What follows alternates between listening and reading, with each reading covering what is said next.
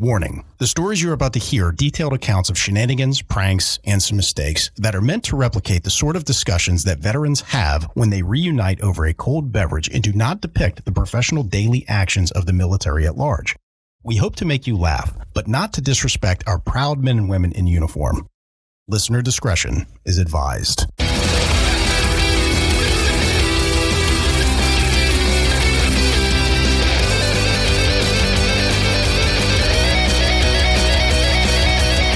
Welcome to Cammo Comedy, where we take a humorous look at the lighter side of military service. We got a big show for you today, but before we jump into it, if you like what we're doing here, give us a subscribe, give us a follow, whatever they call it on your podcasting platform. And while you're at it, give us a 5-star rating, write us a review, as that makes us more relevant in the algorithm and boosts the overall visibility of the show. But word-of-mouth advertising is just so powerful, so if you tell some friends, I will love you forever. Okay, let's jump into the show. I am your host, Aaron Wolf. Just as a friendly reminder to the audience, we put out a new show every single Monday, so make sure you give the notification bell a nice tap so you don't miss a show. So, point of housekeeping.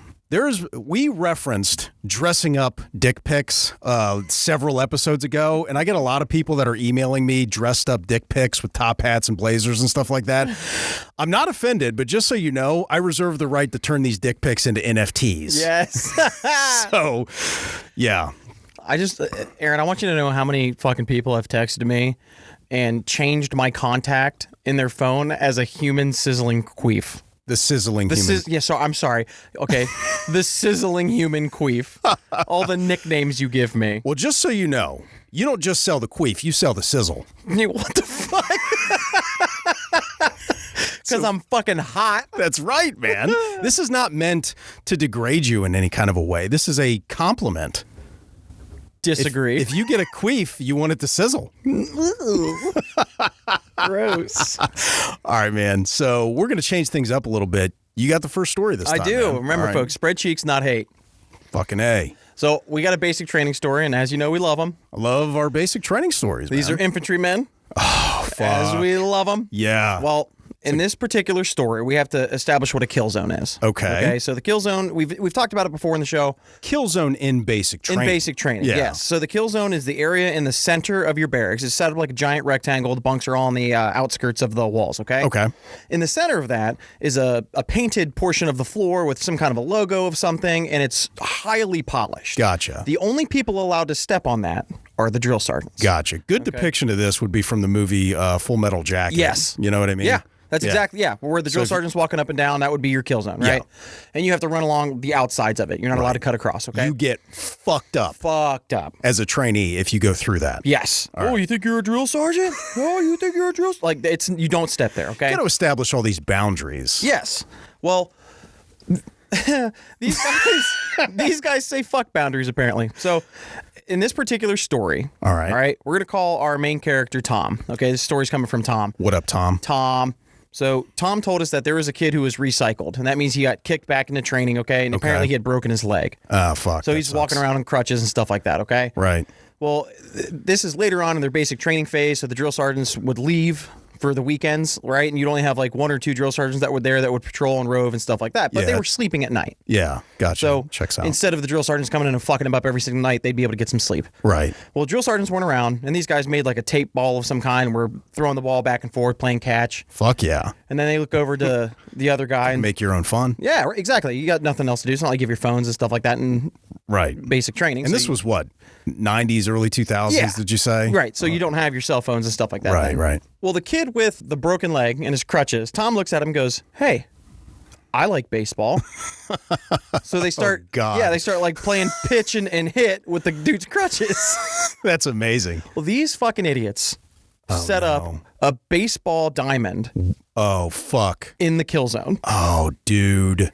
They scuff it to the absolute. How could you not, man? Yeah. If you're running around in the set, they're fucked for this one. This doesn't go the way you think it does. Really? Yeah. Okay. So this happens on like a Saturday or something like that. And that night they're like, oh shit, like this is fucked up bad because this is highly polished. Right. Looks good. It's easy to scuff that kind of wax. Yes. You know? Well, they ended up, especially with those big clunky boots. Yeah. You know what I mean? They ended up doubling their fire guard. So the guys that stay up at night and do their little patrols, make sure there's no fire, people are leaving and stuff like that. They doubled it. So instead of having 2 people, they had 4 people. Oh, fuck. And they spent the entire night polishing and re-waxing the kill zone. No way. Yeah. They fucking pulled it off. Oh, that's fucking beautiful, man. Drill sergeants had no clue. That is the best way that fucking story could go. I thought they were going to get fucked up. I thought they're going to come in and the drill sergeants are going to notice something is amiss. Oh, yeah. You would think they would miss a spot somewhere, but that shows the attention to detail of these guys. Well, also, like, you got to say, man, like, these guys had some fun and then, they covered their tracks. They came together as a team and completed the mission. Yeah, what better team building could there be? Yeah. And well, you know the drill sergeants, like some things in basic training they'll let go if you start to come together as a team. So I know when I was in basic training, we would like take turns sleeping under our bunks, pretending like you're tucking in the sheets, you know what I mean? You'd stick your hands up in the wires and you just rack out, or we would lock somebody in a wall locker and somebody else would sit by it. And the drills, like, the drill sergeants know these tricks, right? Yeah, those are old. I've interviewed a lot of veterans, and this goes back like 80s, 70s that they were doing that stuff, probably a lot before. But our drill sergeants knew what we were doing, but they recognized that we had somebody on like a lookout, like on a guard, you know what I mean? And we were working together as a team, so they're like, all right, they're coming together, we'll let it slide. You know what I mean? Okay. But these guys are just absolute legends. That's awesome, Killzone baseball, man. Bravo to you guys for pulling off Killzone baseball and then waxing the floor to the tune that they didn't even notice when the drill sergeants came back in. That's awesome, man. Yeah. All right, so check out this next story. This one goes back to the 1960s in Korea. Oh shit! Right, so there was a group of maintenance guys, and apparently there was recon patrols, and they were always shorthanded. So back in the day, they would reach into whoever was kind of around to assist, or like, hey, we need another vehicle in here. Can some of you guys back us up? Because it was more of a strength in numbers kind of a thing back then. So it's important to establish what a 113 is. So this is a tracked recon vehicle, is like a armored personnel carrier, or APC, right? And like you drive it, there was a hatch that opens up at the top. Like you can kind of drive standing up, I guess. I've seen, I had to look this one up, to be honest with you. Yeah, I didn't know what that was. So this one guy, he went out on a recon patrol with his lieutenant. His lieutenant was in the back. So the way this is, there's a turret, there's a hatch up front where the driver sits, and then there were like places where people could pop up in the back and kind of look around and everything. So they're like outside of the vehicle looking around. Yeah, they were outside the vehicle, not really secured in, and like these things go pretty fast. They're lighter armored, they're smaller vehicles because they can zip around, zip back. Yeah. So they're kind of having fun out there, like, on a recon patrol as a bunch of maintenance guys. Well, they come up over the sandbar, and this guy really takes it kind of at a high rate of speed and ends up bucking his lieutenant out of the vehicle, and he just sees his lieutenant like soar over him and then land on the ground. So it's on like the way, like it's the peak of it, and then on the way down it catapults. Boom! Yeah, he just got catapulted out, and we're happy to report that the lieutenant was okay. It wasn't like that bad of a situation. I mean, you could break your neck very easily, break a bone, any of that kind of stuff. So he was okay. I think his pride was just hurt or anything like that. But that dude fucking heard about that shit. It was not pretty. Oh my God, that's hilarious.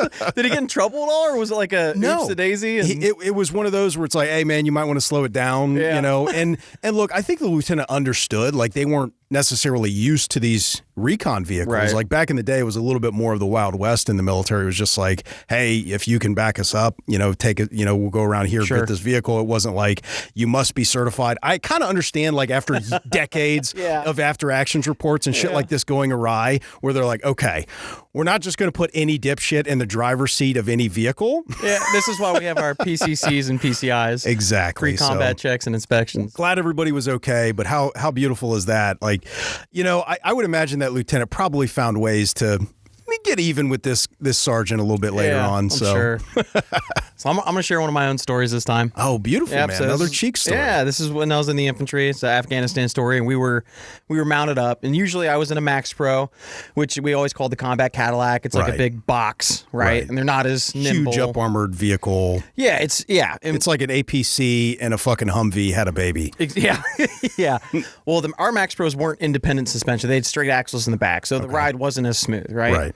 Well, we would always run with 2 Max Pros and 2 Mat Vs. And the Mat V is the all-terrain vehicle version of the MRAP, right? Gotcha. And they're all independent suspension. They're awesome. Okay. So the ride's a lot more smooth. Right. Well, we're doing our PCCs, our PCIs, pre-combat checks and inspections, right? I wonder where that came from.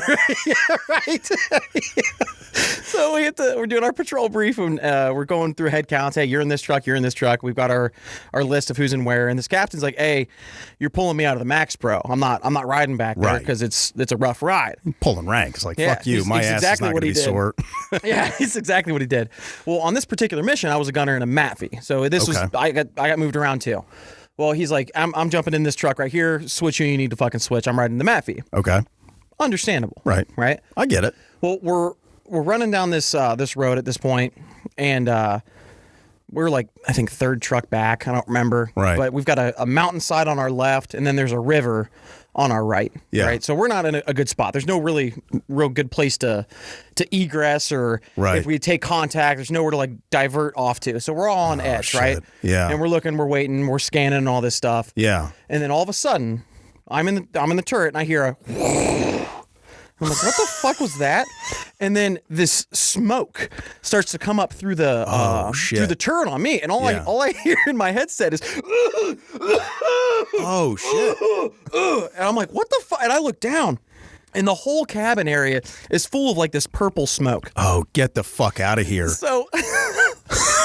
The lieutenant in the truck commander's spot in the front passenger seat had like leaned back or something like that, and his elbow had hit the Purple K fire extinguisher. Oh, shit. Someone had apparently pulled the pin on it. Oh, that's fucking beautiful. So the whole truck fills with this Purple K. I'm laughing my ass off. How could you not? Because I can breathe. Right. And everybody else is inside just choking to death, right? Yeah, that stuff is no joke. I mean, it's designed to put out like white phosphorus type like metal stuff, fire like shit. Heavy, like high temperature. Right. Yeah, fires. So we're in this horrible choke point, and fuck. People are getting on the mics. You gotta pull over. You gotta stop. Right. So we pull over, open all the doors, and this shit just starts bellowing out, and I'm laughing, right? Yeah. And I hear, Cheeks, you better shut the fuck up. Because it's funny, right? Yeah. So all this shit gets cleared out, and there's this purple coat on everything inside, okay? Oh, yeah. Well, we get to where we're going. Everyone gets out. Ridiculous. Everyone gets out. We circle up. The driver, the lieutenant, our interpreter, and the captain. Yeah. Who switched seats from the Max Pro, are all covered. Yeah. So the whole front half of their body is purple and pink. They look like that one kid from Charlie and the Chocolate Factory that got turned into a fucking a blueberry or something like that. Well, the whole front of their body is that like covered in Purple K, right? Oh, fuck. And the whole back half just looks like multicam, and it was like a perfect line on all of their bodies, right? Oh, that sucks. I walk over to the captain, and me being the smartass I am, I'm like, "Hey, sir, are you happy you switched vehicles?" Oh yeah, talking some shit to the captain. So That's always. He pauses. He had a good sense of humor. Right. He pauses, kind of inspects me up and down, and because of where I was at in the vehicle, only thing that got hit was my boots. He looks at me and points at my boots and goes, "Your boots are out of regs." Oh fuck yeah! That is the polite version of "go fuck yourself." Yeah. Oh, it was hilarious, man. Oh, that's awesome, man.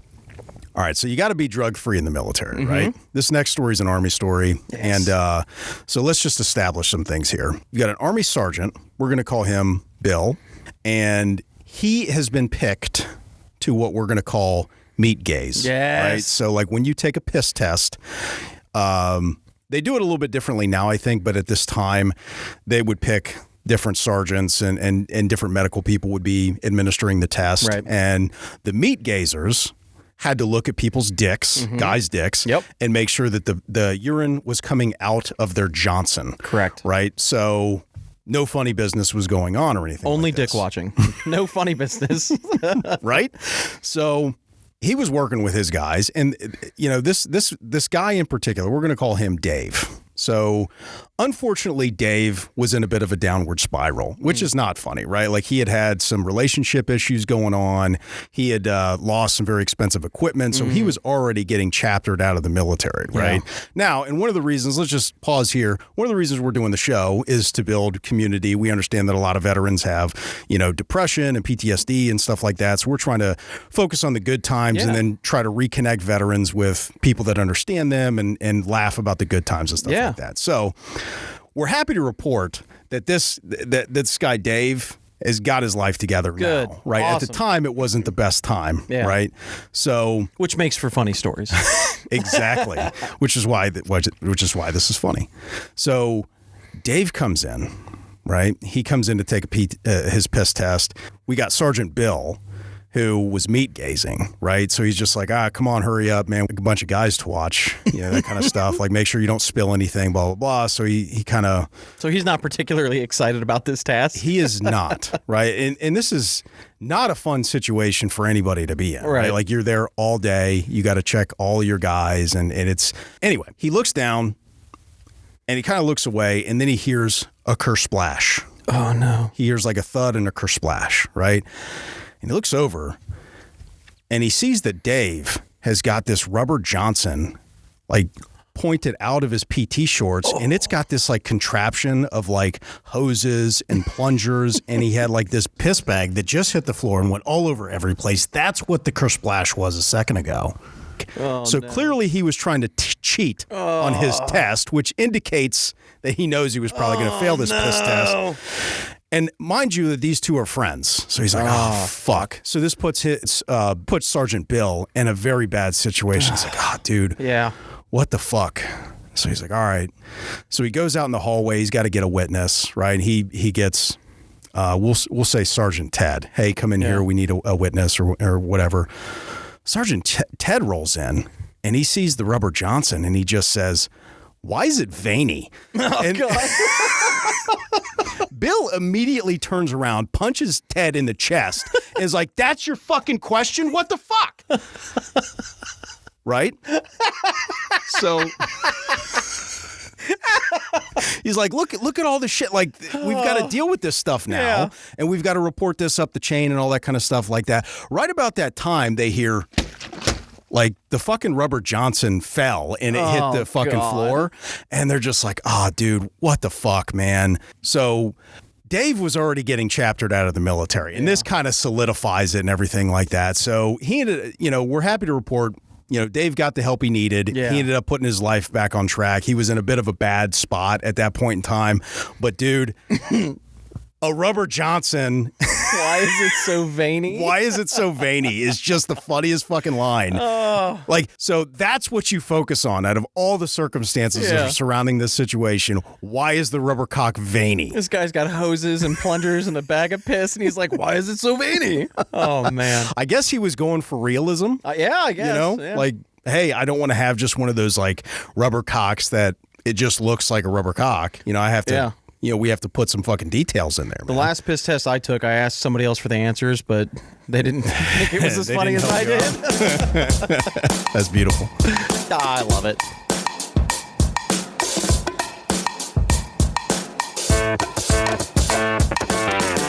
Hey, thanks for checking out the Cammo Comedy Show Podcast. If you like what we're doing here and you want to participate in this community, there are many different ways that you can contribute. First and foremost, tell somebody about the show.